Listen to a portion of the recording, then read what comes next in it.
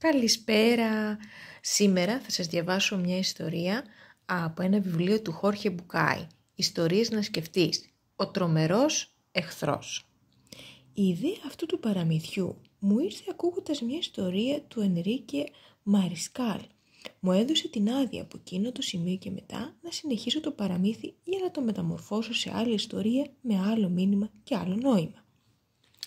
Μια φορά και ένα καιρό, σε ένα βασίλειο μακρινό και απομονωμένο, ήταν ένας βασιλιάς που του άρεσε πολύ η δύναμη της εξουσίας. Όμως δεν μπορούσε να ικανοποιήσει το πάθος του για εξουσία απλώς και μόνο κατέχοντάς τη. Είχε και την ανάγκη να τον θαυμάζουν όλοι για τη δύναμή του. Έτσι, όπως η μητριά της Χιονάτης που δεν της έφτανε μόνο να βλέπει την ομορφιά της, χρειαζόταν και αυτός να κοιτάζεται σε ένα καθρέφτη που να του λέει πόσο δυνατός ήταν. Και είχε μαγικούς καθρέφτες, αλλά ένα σωρό γλυκούς και υπηρέτες, τους οποίους ρωτούσε αν ήταν αυτός ο πιο δυνατός άνδρας του βασιλείου. Απαράλλαχτα όλοι του απαντούσαν: «Μεγαλειότατε, είσαι πολύ δυνατός. Αλλά ξέρεις ότι ο μάγος έχει μια δύναμη που κανένας άλλος δεν κατέχει. Αυτός γνωρίζει το μέλλον». Εκείνη την εποχή, αλχημιστές, φιλοσόφους, στοχαστές, ιερείς και αποκρυφιστές τους αποκαλούσαν γενικεύοντας μάγους. Ο βασιλιάς ζήλευε πολύ το μάγο του βασιλείου, ο οποίος όχι μόνο είχε τη φήμη ανθρώπου καλού και γενναιόδωρου, αλλά και αγαπητού στο λαό, που τον θαύμαζε και γιόρταζε που υπήρχε αυτός ο άνθρωπος και ζούσε εκεί. Δεν έλεγαν τα ίδια και για το βασιλιά. Ίσως επειδή είχε ανάγκη να αποδεικνύει συνεχώς ότι αυτός κυβερνούσε, ο βασιλιάς δεν ήταν ούτε δίκαιος ούτε αμερόληπτος και ακόμη λιγότερο καλός και ευγενικός. Μια μέρα, κουρασμένος να ακούει τον κόσμο να του λέει πόσο δυνατός και αγαπητός ήταν ο μάγος, ή υποκινούμενος από αυτό το κράμα ζήλιας και φόβου που προκαλεί ο φθόνος, ο βασιλιάς κατέστρωσε ένα σχέδιο. Θα οργάνωνε μια μεγάλη γιορτή στην οποία θα προσκαλούσε το μάγο. Μετά το δείπνο θα ζητούσε την προσοχή όλων. Θα καλούσε το μάγο στο κέντρο της αίθουσας και μπροστά στους αυλικούς θα τον ρωτούσε αν ήταν αλήθεια ότι ήξερε να διαβάζει το μέλλον. Ο καλεσμένος του είχε δύο δυνατότητες: ή να πει όχι, διαψεύδοντας έτσι το θαυμασμό των υπολείπων, ή να πει ναι, επιβεβαιώνοντας την αιτία της φήμης του. Τότε θα του ζητούσε να πει ποια ημερομηνία επρόκειτο να πεθάνει ο μάγος του βασιλείου. Αυτός θα έδινε μια απάντηση, μια οποιαδήποτε μέρα. Δεν είχε σημασία πια. Ο βασιλιάς σχεδίαζε να τραβήξει το σπαθί του και να τον σκοτώσει την ίδια εκείνη στιγμή. Έτσι θα κατάφερνε δύο πράγματα. Με ένα μόνο χτύπημα, το πρώτο να απαλλαγεί από τον εχθρό του για πάντα, το δεύτερο να αποδείξει ότι ο μάγος δεν είχε μπορέσει να δει το μέλλον, μιας και θα είχε κάνει λάθος στην πρόβλεψή του. Σε μία μόνο νύχτα θα τελείωναν ο μάγος και ο μύθος των δυνάμεών του. Οι προετοιμασίες ξεκίνησαν αμέσως και πολύ γρήγορα έφτασε η μέρα της γιορτής. Μετά από ένα μεγάλο δείπνο, ο βασιλιάς έφερε τον μάγο στο κέντρο και του μίλησε. «Είναι αλήθεια ότι μπορείς να διαβάζεις το μέλλον?» «Λίγο», είπε ο μάγος. «Και μπορείς να διαβάσεις και το δικό σου μέλλον?» «Λίγο», είπε ο μάγος. «Τότε θέλω να μου δώσεις μια απόδειξη», συνέχισε ο βασιλιάς. «Ποια μέρα θα πεθάνεις?» «Ποια είναι η ημερομηνία του θανάτου σου?» Ο μάγος χαμογέλασε. Τον κοίταξε στα μάτια και δεν απάντησε. «Τι έγινε, μάγε?» είπε ο βασιλιάς χαμογελώντας. «Δεν το ξέρεις? Δεν είναι αλήθεια ότι μπορείς να διαβάζεις το μέλλον?» «Δεν είναι αυτό», απάντησε ο μάγος, «αλλά αυτό που ξέρω δεν τολμώ να σου το πω». «Τι σημαίνει δεν τολμάς?» είπε ο βασιλιάς. «Είμαι ανώτερός σου και σε διατάζω να μου το πεις. Πρέπει να καταλάβεις ότι είναι πολύ σημαντικό για το βασίλειο να ξέρουμε πότε θα χάσουμε τις πιο εξέχουσες προσωπικότητές μας. Απάντησέ μου λοιπόν, πότε θα πεθάνει ο μάγος του βασιλείου?» Μετά από μια γεμάτη ένταση σιωπή, ο μάγος τον κοίταξε και είπε: «Δεν μπορώ να σου πω ακριβώς την ημερομηνία, αλλά ξέρω ότι ο μάγος θα πεθάνει ακριβώς μια μέρα πριν το βασιλιά». Για λίγες στιγμές ο χρόνος πάγωσε. Ένας ψίθυρος απλώθηκε ανάμεσα στους καλεσμένους. Ο βασιλιάς πάντα έλεγε ότι δεν πίστευε ούτε σε μάγους ούτε σε προφήτες, αλλά το σίγουρο είναι ότι δεν τόλμησε να σκοτώσει το μάγο. Αργά, Ο άρχοντας κατέβασε τα χέρια και έμεινε σιωπηλός. Οι σκέψεις τριμώχνονταν στο κεφάλι του. Συνειδητοποίησε ότι είχε κάνει λάθος. Το μίσος του είχε γίνει ο χειρότερος σύμβουλος. «Μεγαλειότατε, χλώμιασες. Τι σου συμβαίνει?» ρώτησε ο καλεσμένος. «Αισθάνομαι άσχημα», απάντησε ο μονάρχης. «Θα πάω στο δωμάτιό μου. Σε ευχαριστώ που ήρθες». Και με μια αόριστη χειρονομία στράφηκε σιωπηλός και κατευθύνθηκε προς τα διαμερίσματά του. Σκέφτηκε πως ο μάγος ήταν έξυπνος. Είχε δώσει τη μοναδική απάντηση που μπορούσε να αποτρέψει το θάνατό του. Άραγε να είχε μαντέψει το θάνατό του. Η πρόβλεψη δεν μπορούσε να είναι αληθινή. Αλλά κι αν ήταν, ένιωθε μπερδεμένος και ζαλισμένος. Ο βασιλιάς επέζεψε και είπε με βροντερή φωνή: «Μάγε, είσαι διάσημος στο βασίλειο για τις σοφίες σου. Σε παρακαλώ να περάσεις αυτή τη νύχτα στο παλάτι, γιατί πρέπει να σε συμβουλευτώ το πρωί πριν πάρω κάποιες βασιλικές αποφάσεις».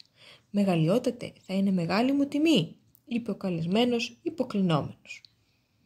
Ο βασιλιάς διέταξε τους προσωπικούς του φρουρούς να συνοδεύσουν το μάγο μέχρι τα δωμάτια των καλεσμένων του παλατιού και να επιτηρούν την πόρτα του σιγουρεύοντας ότι δεν θα του συνέβαινε τίποτα. Εκείνη τη νύχτα ο βασιλιάς δεν μπόρεσε να αποκοιμηθεί. Ήταν πολύ ανήσυχος, σκεφτόταν τι θα συνέβαινε αν του μάγου του είχε κάτσει άσχημα το φαγητό ή αν πάθανε κάποιο ατύχημα κατά τη διάρκεια της νύχτας ή αν απλώς είχε έρθει η ώρα του. Πολύ νωρίς το πρωί ο βασιλιάς χτύπησε την πόρτα του καλεσμένου του. Ποτέ στη ζωή του δεν του είχε περάσει η σκέψη να συμβουλευτεί κάποιον πριν πάρει τις αποφάσεις του, αλλά αυτή τη φορά, αμέσως μόλις ο μάγος τον δέχτηκε, έκανε μια ερώτηση καθώς χρειαζόταν μια δικαιολογία. Και ο μάγος, που ήταν σοφός, του έδωσε μια απάντηση σωστή, δημιουργική και δίκαιη. Ο βασιλιάς, σχεδόν χωρίς να ακούσει την απάντηση, επένεσε τον φιλοξενούμενό του για την ευφυΐα του και του ζήτησε να κάτσει μια μέρα παραπάνω. Υποτίθεται για να το συμβουλευτεί για κάποιο άλλο ζήτημα. Προφανώς ο βασιλιάς ήθελε μόνο να είναι σίγουρος ότι δεν θα του συνέβαινε τίποτα. Ο μάγος, ο οποίος απολάμβανε την ελευθερία που μόνοι φωτισμένοι κατακτούν, δέχτηκε.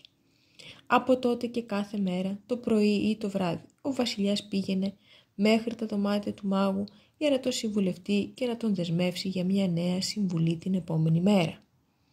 Δεν πέρασε πολύς καιρός μέχρι ο βασιλιάς να αντιληφθεί ότι οι προτροπές του καινούριου του συμβούλου ήταν πάντα σωστές και κατέληξε σχεδόν χωρίς να το καταλάβει να τις υπολογίζει σε κάθε μια από τις αποφάσεις του. Πέρασαν οι μήνες και μετά τα χρόνια και όπως πάντα κοντά σε αυτόν που ξέρει μαθαίνει και αυτός που δεν ξέρει. Έτσι και έγινε. Σιγά σιγά ο βασιλιάς γινόταν όλο και πιο δίκαιος. Δεν ήταν πια ούτε δεσποτικός ούτε αυταρχικός. Δεν είχε πια την ανάγκη να αισθάνεται δυνατός και μάλλον γι' αυτό δεν είχε και την ανάγκη να επιδεικνύει τη δύναμή του. Άρχισε να καταλαβαίνει ότι και η ταπεινοφροσύνη μπορούσε να έχει πλεονεκτήματα. Άρχισε να κυβερνάει με περισσότερη σοφία και γενεοδωρία. Έτσι έγινε και ο λαός του άρχισε να τον αγαπά όπως δεν τον είχε αγαπήσει ποτέ πριν. Ο βασιλιάς δεν πήγαινε πια να δει τον μάγο για να ρωτήσει για την υγεία του, μα για να μάθει να μοιραστεί μια απόφαση ή απλώς για να κουβεντιάσει. Ο βασιλιάς και ο μάγος κατέληξαν να γίνουν επιστήθιοι φίλοι, μέχρι που μια μέρα, πάνω από 4 χρόνια μετά από εκείνο το δείπνο, χωρίς να υπάρξει κανένα κίνητρο, ο βασιλιάς θυμήθηκε. Θυμήθηκε πως αυτός ο άνθρωπος που τώρα θεωρούσε το καλύτερο του φίλου είχε υπάρξει μισητός εχθρός του.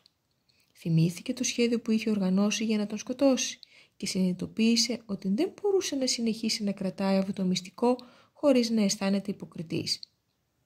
Ο βασιλιάς μάζεψε το κουράγιο του και πήγε μέχρι το δωμάτιο του μάγου. Χτύπησε την πόρτα και μόλις μπήκε είπε: «Αδελφέ μου, έχω κάτι να σου πω που μου βαραίνει το στήθος». «Μίλα», είπε ο μάγος, «αλάφρωσε την καρδιά σου. Τη νύχτα που σε κάλεσε σε δείπνο και σε ρώτησε για το θάνατό σου, δεν ήθελα να μάθω τίποτα για το μέλλον σου. Σχεδίαζα να σε σκοτώσω, ό,τι και αν μου απαντούσες. Ήθελα ο απρόσμενος θάνατός σου να απομυθοποιούσε τη φήμη σου ως μάντη. Σε μισούσα γιατί όλοι σε αγαπούσαν. Ντρέπομαι τόσο». Ο βασιλιάς εισέπρευσε βαθιά και συνέχισε. Εκείνη τη νύχτα δεν τόλμησα να σε σκοτώσω και τώρα που είμαστε φίλοι, παραπάνω από φίλοι, αδελφοί. Με τρομοκρατεί η σκέψη όλων όσα θα είχα χάσει αν το είχα κάνει.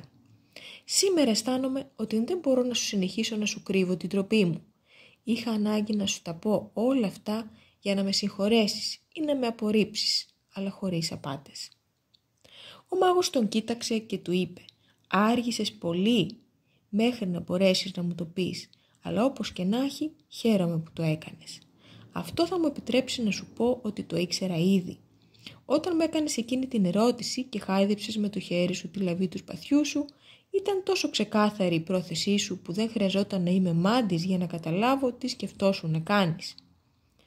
Ο μάγος χαμογέλασε και ακούμπησε το χέρι του στον ώμο του βασιλιά. «Σαν δίκαιη ανταμοιβή για την ειλικρίνειά σου, οφείλω να σου πω ότι κι εγώ σου είπα ψέματα. Σου ομολογώ ότι επινόησα αυτή την παράλογη ιστορία και το θάνατό μου πριν από το δικό σου για να σου δώσω ένα μάθημα. Ένα μάθημα που δεν είχες μπορέσει να μάθεις μέχρι σήμερα. Ίσως να είναι το πιο σημαντικό από όσα σου έχω διδάξει. Πορευόμαστε στη ζωή απορρίπτοντας με δειλεγμία χαρακτηριστικά των άλλων ή ακόμα και δικά μας που θεωρούμε ευτελή, απειλητικά ή άχρηστα. Όμως αν καθόμασταν λίγο να το σκεφτούμε, θα καταλαβαίναμε πόσο δύσκολο θα μας ήταν να ζήσουμε χωρίς αυτά που πολλές φορές περιφρονούμε. Ο θάνατός σου, αγαπημένο μου φίλε, θα έρθει ακριβώς την ημέρα του θανάτου σου και ούτε ένα λεπτό νωρίτερα. Είναι σημαντικό να ξέρεις ότι κι εγώ είμαι γέρος και η δική μου μέρα μάλλον πλησιάζει. Δεν υπάρχει κανένας λόγος να σκέφτεσαι ότι η δική σου αποχώρηση θα πρέπει να είναι δεμένη με τη δική μου. Είναι οι ζωές μας που συνδέθηκαν, όχι οι θάνατοί μας.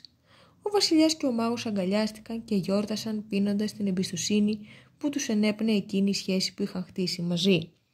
Ο μύθος λέει πως ανεξήγητα την ίδια εκείνη νύχτα ο μάγος πέθανε στον ύπνο του. Ο βασιλιάς έμαθε την κακή είδηση την επόμενη μέρα και αισθάνθηκε καταλυλιμμένος. Δεν αγωνιούσε στη σκέψη του δικού του θανάτου, καθώς είχε μάθει από το μάγο να ζει απελευθερωμένος από την ιδέα της παραμονής του σε τούτον εδώ το κόσμο. Ήταν θλιμμένος για το θάνατο του φίλου του.